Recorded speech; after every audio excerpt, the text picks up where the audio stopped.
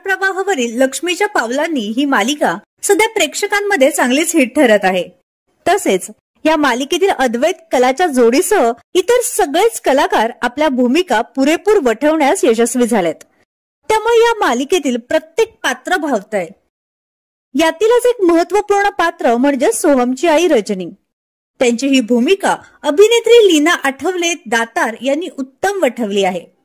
महत्त्वाचं म्हणजे त्यांचे पती हे देखील एक दिग्गज मराठी अभिनेते आहेत। त्यांचं नाव आहे आशु दातार। आजवर त्यांनी विविध मालिकांमध्ये दर्जेदार भूमिका साकारल्या आहेत।